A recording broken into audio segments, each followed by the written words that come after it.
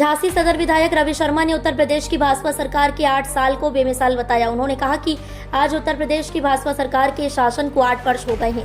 जो काम उत्तर प्रदेश के मुख्यमंत्री योगी आदित्यनाथ ने किया वह काम बसपा हुआ सपा भी अपने शासन के दौरान कर सकती थी, लेकिन उन्होंने सिर्फ प्रदेश को लूटने का काम किया। सपा बसपा जानते थे कि उनकी सरकार सिर्फ 5 साल की है, इसलिए उन्होंने प्रदेश को जमकर लूटा। उन्होंने कहा कि सपा और बसपा ने जाति तुष्टीकरण व संप्रदाय दृष्टिकरण का कार्य किया। उन्होंने प्रदेश में रहने वाले लोगों के जीवन को अंधकारमय कर दिया था। विधायक ने अपनी विधानसभा में कराए एक विकास कार्य को गिनाया। इस मौके पर एमएलसी रमन निरंजन, संजीव तिवारी, सौरभ मिश्रा भी मौजूद रहे। उन्होंने और क्या कहा, देखिए खास रिपोर्ट।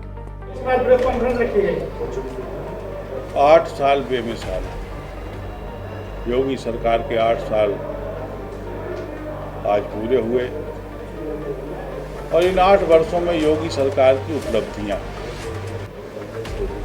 वहीं दूसरी ओर वो सरकारें जो चाहती तो जो काम योगी जी ने किया है वो भी कर सकते थे, उनके पास भी अवसर था। एक कालखंड ऐसा रहा जब सपा और बसपा एक दूसरे को रिप्लेस करते रहे कि सपा आई बसपा आई, सपा आई बसपा आई। उन्हें पता था कि हमें 5 ही साल के लिए आना है, तो वो हर 5 साल जो भी आया उन्होंने प्रदेश को लूटने खसोटने का काम किया। जाति के आधार पर तुष्टीकरण, संप्रदाय के आधार पर तुष्टीकरण करने वाली वो सरकारें, उन्होंने इस प्रदेश को अंधेरे में झोंक दिया था।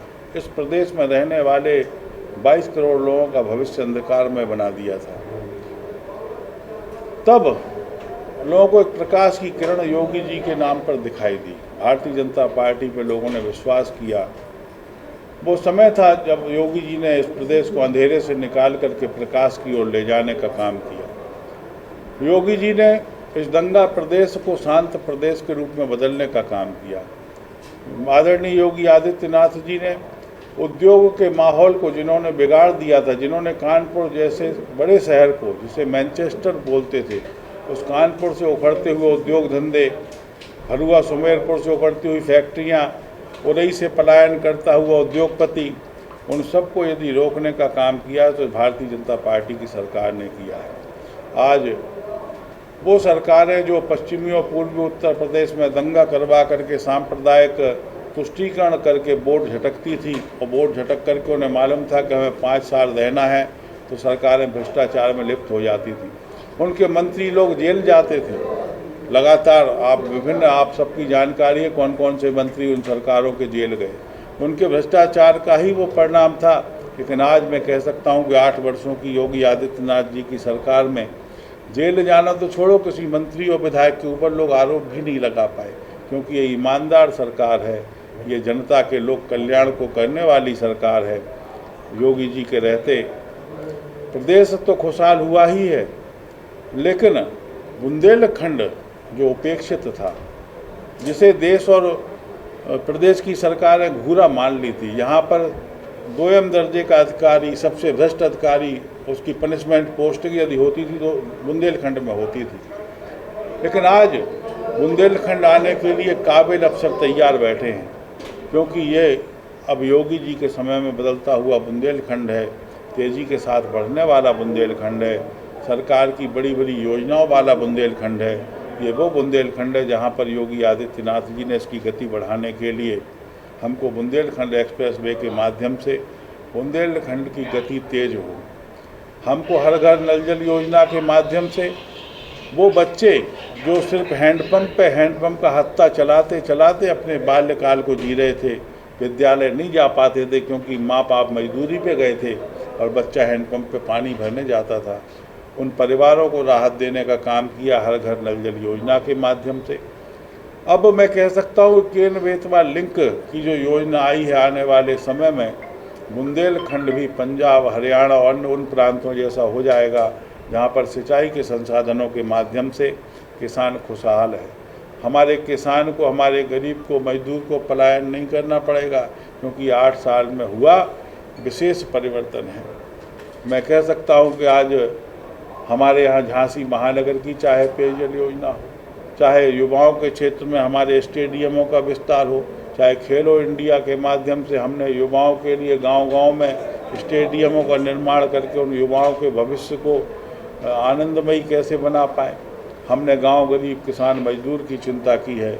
हमने अंतिम पायदान पर बैठे हुए व्यक्ति के लिए आवास की, शौचालय की, राशन की व्यवस्था करके वो गरीब लोग जो अपनी उंगली दबा के वोट तो देते थे, उन्हें पता था कि आज हम वोट देने जा रहे, लेकिन उसके बाद में उनकी भावना जो थी वो कुचल दी जाती थी, उनकी कोई सुनवाई करने वाला नहीं होता था। लेकिन इन 8 वर्षों में हमारे मार्गदर्शक मोदी जी के नेतृत्व में योगी जी ने जो सरकार चलाई है, उसमें गरीब की झोपड़ी तक भी प्रकाश की किरण पहुंची है। हमने गरीब को जहां निःशुल्क विद्युत कनेक्शन दिया है, वहीं यदि उसके पास झोपड़ी थी तो उसको पक्का मकान देने का काम किया। हमने शौचालय से उसको जोड़ने का काम किया, जब उसकी माताओं बहनों को शाम का इंतज़ार ना करना पड़े, उसकी माँ को शाम के गांव के बाहर नहीं जाना पड़े, उसके घर में शौचालय की व्यवस्था होनी चाहिए। स्वच्छ भारत और स्वच्छ उत्तर प्रदेश के माध्यम से जहाँ एक और बच्चों में जागरूकता आई है, वहीं दूसरी ओर हमने अपनी बेसिक शिक्षा के माध्यम से विद्यार्थियों को अनुकूल पढ़ने का अवसर प्राप्त हो।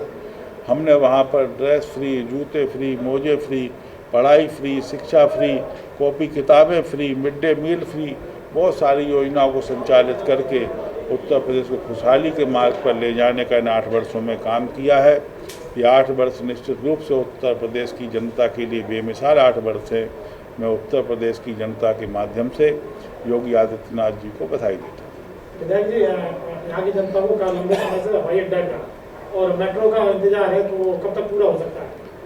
हवाई अड्डा, जब हम डोमेस्टिक की बात करते हैं तो निश्चित रूप से हवाई अड्डे का प्रस्ताव झांसी ने बार बार भेजा, लेकिन बगल का दतिया जो 20 किलोमीटर पर है, वहाँ से हम लोग बीडा, उससे उस हवाई अड्डे से सटा हुआ हम लोग बीडा निर्मित करने वाले हैं 60,000 हेक्टेयर में। उस बीडा के क्षेत्र से वो हवाई अड्डा मात्र 8-9 किलोमीटर की डिस्टेंस पे है। तो हम लोगों ने स्वीकार कर लिया है कि अब हमको अपने यहाँ का उत्तर प्रदेश की ज़मीन, क्योंकि अभी हमने बीडा में भी 60,000 एकड़ जगह दी है, तो कृषि क्षेत्र हमारे यहाँ का कम ना हो, और हमारे 10 किलोमीटर पे यदि हवाई अड्डा बनने वाला है तो उसको उत्तर प्रदेश की सरकार ने अभी मान लिया है। दतिया में डोमेस्टिक हवाई अड्डा बनेगा, हम सब लोग दतिया के हवाई अड्डे का उपयोग करेंगे। बुंदेलखंड राज्य के लिए क्या?